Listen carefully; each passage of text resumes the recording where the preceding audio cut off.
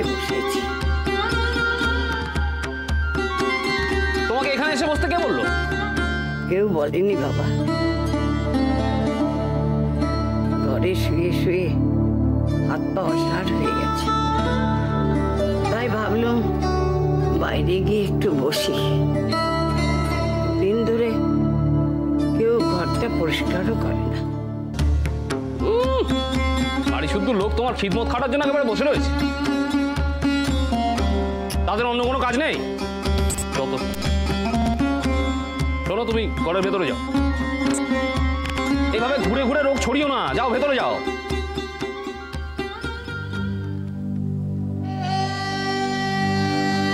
কি হলো? ভেতরে যাও।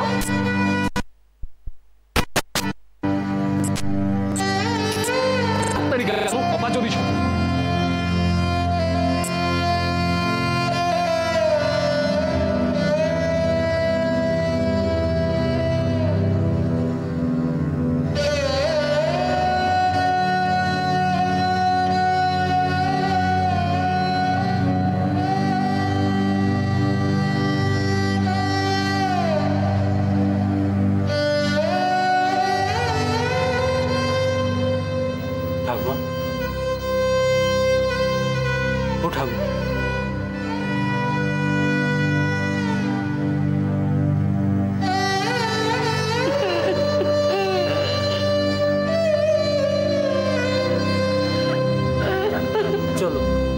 চলো তোমাকে আমি ভেতরে দিয়ে আসি।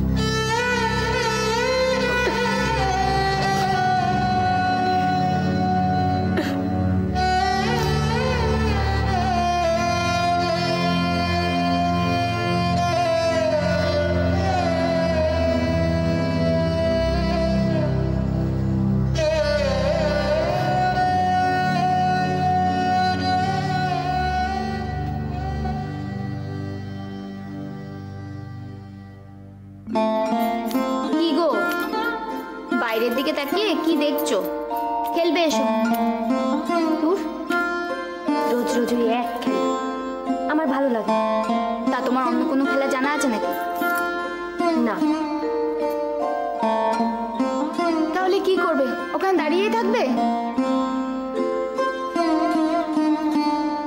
জানি না। সেদিন ওনাকে কত করে বলল বেড়াতে নিয়ে যাওয়ার জন্য, শুনে এমন ভাব করলেন যেন বেড়াতে যাওয়া অন্যায়। বেড়াতে যাবে? কোথায় যাবে গো? কত জায়গায় তো আছে, যেখানে খুশি সেখানে বেড়াতে গেলেই হয়। জানো, আমি যখন ছোট ছিলাম তখন আমরা সবাই মিলে নৌকোয় চেপে বেলুড়ে গিয়েছিলাম। দূর, আমি সেই যাওয়ার কথা বলছি না, আমি বলছি রেলগাড়িতে করে অনেক দূরে বেড়াতে যাওয়ার কথা। বাড়ির কেউ তো কোনোদিন বেড়াতেই যায়। আমি কত জায়গায় গেছি জানো? তুমি অনেক জায়গায় বেরিয়েছো না? কোথায় কোথায় গেছো গো? পুরীতে কতবার গেছি জানো। আমার বাবা বলতেন কমাস পর পর পুরীতে না গেলে তার দম বন্ধ হয়ে যায়। তারপর দেওঘর গেছি, মধুপুর গেছি, কাশিতে গেছি, একবার দার্জিলিংও গেছি। সবার ভেবে কি হয়, ওনাকে তো আর এসব বোঝানো যাবে।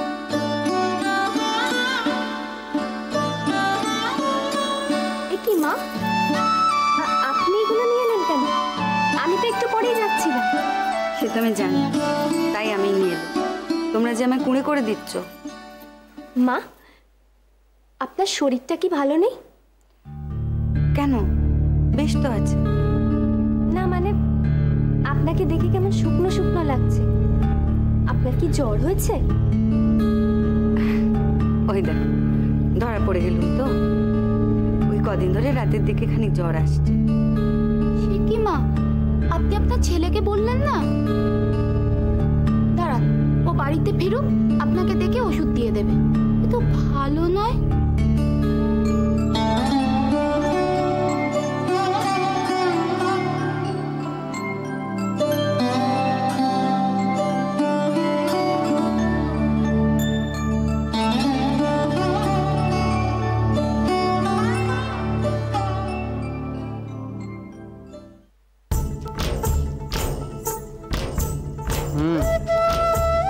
কতদিন হলো জ্বরটা আছে? আছে কি রে, কদিন ধরে রাতের দিকে আসছিল। দেখো মা, ডাক্তারটা কে, তুমি না আমি? তোমার গায়ে এখনো বেশ জ্বর আছে, তোমায় কিন্তু বেশ সাবধানে থাকতে হবে। তুই কেমন ডাক্তারের মতো গম্ভীরভাবে কত কইছিস রে? মতো কি, সামনের মাসেই তো ফাইনাল, আর তারপরেই তো আমি ডাক্তার, তাই না? তাও তো ঠিক। ও মা শোনো, আজকে রাতের জন্য তোমাকে একটা ওষুধ দিয়ে দিয়েছি, রাতে ওষুধ খেয়ে তারপরে শোবে। ওটা তুই খাইয়ে দিস, মা নইলে নিজে থেকে খাবে না, ঠিক ভুলে যাবে। ঠিক আছে, তোরা তো অনেক কথা কইলি, আমি সবার কথা শুনবো যদি তোরা আমার একখানা কথা রাখিস। তোমার আবার কি কথা? হ্যাঁ রে, তোরা যে বিয়ে করেছিস, বউগুলোর কথা একটু ভাববি না?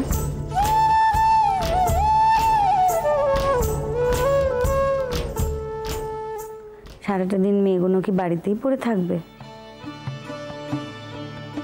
মানে মানে আবার কি, ওদেরকে নিয়ে কোথাও তো ঘুরতে যেতে পারিস। ঘুরতে? কোথায়? গড়ের মাঠে হাওয়া খাওয়াতে নিয়ে যাবো নাকি?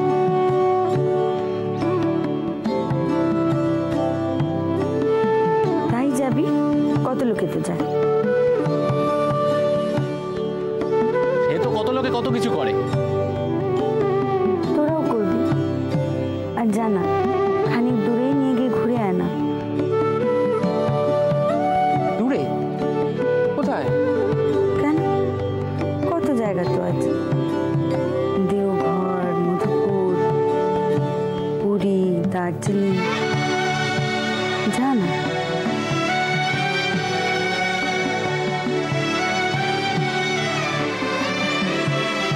আমারও তো সময় নেই, তাছাড়া আপিস কামাই করবো নাকি? তা কেন, কটা দিন ছুটি নিবি, আর তোর পরীক্ষা হয়ে গেলে তুই যাবি। আচ্ছা আচ্ছা ঠিক আছে, তুমি আগে সুস্থ হও। আগে তোরা বল, ওদের নিয়ে যাবি, তবে কিন্তু আমি ওষুধ খাবো।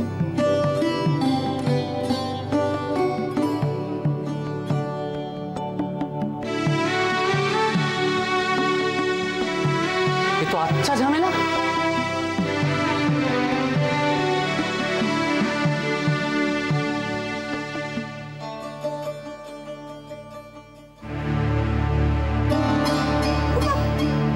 নতুন ঝামেলা শুরু হতো, আমার ভাল লাগে না।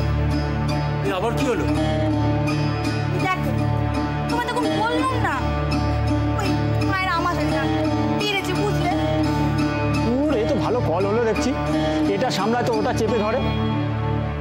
এ বেশি বয়স অবধি না এটা বাঁচা উচিত নয়। তুমি দেখো, 3 কুড়ি হবে আমি মরবো, আর না মরলে সুইসাইড করবো। কি গো তুমি, হ্যাঁ? তোমার সময় অসময় জ্ঞান নেই, যা মুখে আসছে বলে চলেছো। বুদ্ধি শুদ্ধি কবে হবে তোমার? কি ভুলটা বলেছি, কি ভুলটা বলেছি শুনি? সারাটা জন্ম ধরে সংসারের ঝামেলা, তারপর শেষ বয়সে এসে এই শরীরের হয়রানি।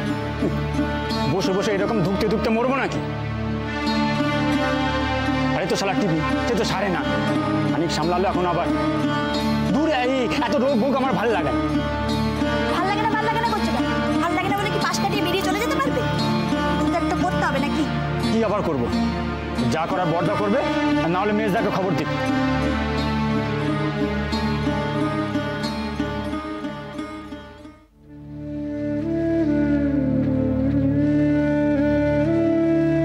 ও ঠাকমা, ঠাকমা, এলি রে, আমি গো বুধো, আমি অফিসে যাচ্ছি। ও তো আরে বাবা, কাউকে বল না রে, আমার এই কাপড়খানা আর এই বিছনাখানা একটু বদলে দিতে। সকাল থেকে রাধারমণকে পেন্না ভর্তি করতে পারিনি। আচ্ছা ঠিক আছে ঠিক আছে, আমি মাকে বলে দিচ্ছি। আমি অফিস থেকে তাড়াতাড়ি ফিরে আসবো, বুঝলে? তা তোমার কি কিছু লাগবে?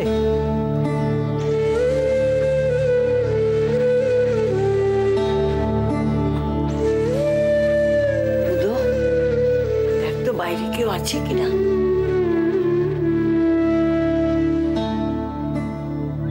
না। আয় আমার কাছে, আয় আয়।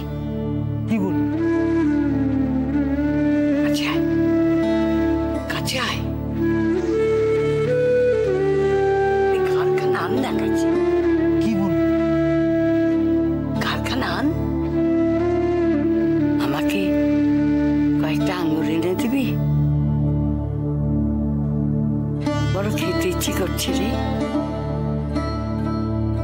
আমার তরঙ্গের পয়সা আছে, নিয়ে যা। ও ঠাকমা, ওসব যে তোমার সইবে না গো।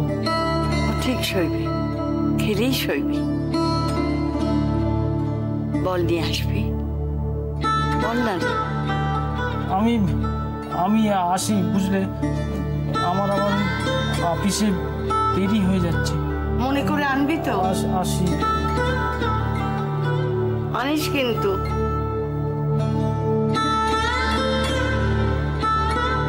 কাকে বললে সে নিশ্চয়ই এনে দিত। সেই মেয়ে মানুষের এই গুণটুকু আছে। এ কি চেহারা করেছো মেজবু? কি হয়েছে তোমার? কেন? সে বুঝি ভারী না তাকানোর মতো হয়েছে? ঘরে বুঝি আয়না নেই? দেখে যে চেনা যায় না? এই তোমার বাড়াবাড়ি। আসলে চিরটাকাল মেজ বউয়ের পরে তোমার একটু বেশি টান কি না, তাই এমন কথা করেছো। উনি ভারী টান দেখছেন। বলি চিকিৎসা কিছু করিয়েছো নাকি সেসব পাঠও নেই? শিখে আর না করে উপায় আছে? বাড়িতে হুবু ডাক্তার না, অত চিন্তা করো না। অত সহজে মরছি না। তবে আর সবই তো জেনে বসে আছো। অত রাগ কেন করতে ছোট্টা করছে? কটা দিন খানিক অনিয়ম গেছে, তাই শরীরটা সঙ্গ দিচ্ছে না। বললি কথা কানা, মেজো বউকে বোঝা। কি বোঝাবো গো মেজদা? কি চেহারা হয়েছে মেজো বউয়ের? হঠাৎ করে দেখলে তো বুকের ভেতরটা ডিপ করে ওঠে। মায়ের নয় যাবার বয়স হয়েছে, চার ছেলের কাঁধে চেপে হুট করে চলে যায়। তোমারও যে যাবার দাখিল চেহারা। আমি আর কিছু বলবো না, আমি বলা বন্ধ করে দিচ্ছি। তা হ্যাঁ গো, কানু কি বলছে?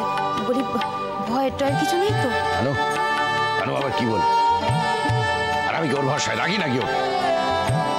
আর ওকে ডাক্তার ওকে পাশ করেছে কানু। আমি বড় জায়গায় দেখাচ্ছি, তো দেখিয়ে লাভ কি? যেই বলেছে কোনো ভয়ের কিছু নেই, অমনি অনিয়ম করা শুরু।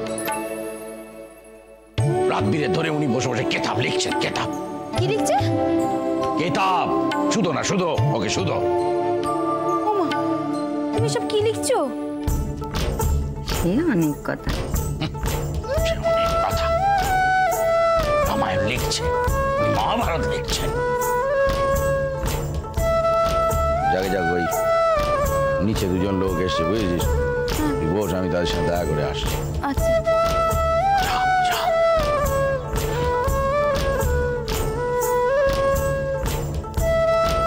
হ্যাঁ গো ছোট্টা কুজি, এর মধ্যে তুমি ও বাড়ি গেছিলে গো? গেছিলাম তো। বাবা, সেখানে তো কান পাতা দেয় তোমার প্রশংসায়।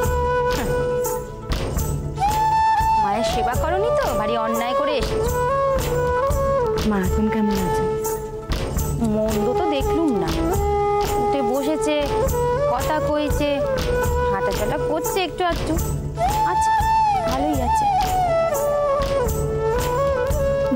উনিও জাননি, বুতুটার সঙ্গেও অনেককাল দেখা হচ্ছে না, তার নাকি বাইরে বাইরে কাজ। তুমি কবে গেছিলে গো? এই তো গেল সোমবার। তো সেও তো 4 দিন হয়ে গেল। কালই একটা খবর নেওয়া দরকার। না রে শুভ, না না না, তুই যা বলছিস তাতে তো সুবিধে ঠেকছে না। পিসির বয়সটা গোলমেল, তারপর একটু এদিক থেকে ওদিক হলেই শরীর জানান দিচ্ছে। না না না না, দেখ শরীরটা একটু ধাতস্থ হতে না হতেই আবার রক্ত অতিসার। এই আমি বলি কি শোন, ও বাড়াবাড়ি কিছু হওয়ার আগে তোরা তোরা একটিবার বড় ডাক্তারকে খবর দে। বেশ তো পর্দা, ডাকো ডাকো ওই লাহিড়ি ডাক্তারকেই ডাকো। তিনি এসে আবার ওই বৃদ্ধা মহিলার জন্য একটা ফিরিস্তি দিয়ে যাক। তাছাড়া মায়ের চিকিৎসার জন্য খরচ তো মেজদা তোমাকে দিয়েই গেছে। কেন সেজদা? ওই ডাক্তারের ওষুধ খেয়েই মাস মুঠে বসেছে। এখন আবার যদি আর এইসব রোগ যদি ধরে তাতে ডাক্তারের দোষটা কোথায়? ডাক্তার বলে ডাক্তার, খুব বড় ডাক্তার, মায়ের জাত মেরে ধম্ম মেরে চিকিৎসা হচ্ছে। বেশ তো ডাকো ডাকো ওই ডাক্তারকেই ডাকো, এসে মায়ের চিকিৎসা করুক, মাকে সারিয়ে তুলুক। ডাকো। ডাক্তার আর রুগীর মধ্যে জাতপাতের আছেটা কি আমি বুঝি না বাবু। তাছাড়া আমাদের মাকে তো তিনি সুস্থ করে তুললেন, তুই তো নিজে দেখেছিস। হ্যাঁ হ্যাঁ তা করেছিল, কিন্তু এই 80 বছরের মানুষটার পেটে যে ফল দুধ ছয় না, এটা ডাক্তার হিসেবে ওনার বোঝা উচিত ছিল। রোজ বড় লোকে চাল দিকে ফল দুধ নাও না, এখন এখন ঠেলাটা সামলাও, ঠেলা সামলাও। আচ্ছা তিনি ডাক্তার, মা শরীর দেখে যা ভালো বুঝেছেন তাই করেছেন, তার সঙ্গে এখন এই ওই জন্যই তো ওই জন্য। এই তোরা থামবি, একটু থামবি? তোদের মাটা যে মরতে বসেছে, তোদের সে খেয়াল আছে? তোদের আর কি 4-20 বয়স হলো তার। আরে মরতে তো একদিন হবেই মানুষ, তো তাকে একটু শান্তিতে মরতে দে। তোদের নিজেদের মধ্যে কামড়া কামড়িগুলো একটু থামা, মরণকালে তাকে একটু স্বস্তি দে। সারাক্ষণ ঝগড়া ঝাঁটি। খবরদার, আমি বলছি তো, ডাকো লাহিড়ি ডাক্তারকে ডাকো। তবে কিনা তার ভিজিটের টাকাটাও তুমি দিও। 24 টাকা ডাকো, মেজদা তো তোমাকে দিয়েই গেছে। আরে আরে ও টাকা কি অমনি আছে নাকি? খরচ হয়নি? দেবো জবে গেছে তারপর থেকে ও টাকায় মায়ের ওষুধ ভর্তি এগুলো আসেনি? বর্দা, মেজদা তোমাকে কত টাকা দিয়ে গেছে, তুমি কিভাবে খরচ করেছো, সেই সব হিসেবে আমার আগ্রহ নেই।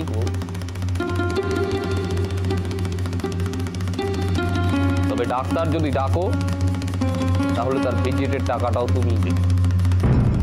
মানে কতগুলো টাকা আমি বলছি, তুই যদি কিছু না দিস তাই না, আমি কিচ্ছু দেবো না। আমি ভূমি চিকিৎসায় আমার কোনো মত নেই, ছিল না। আমি টাকা না, মানে বড়দা কদিন না দেখোই না, ধরা কাটে মা যদি সেরে ওঠে তারপর না হয়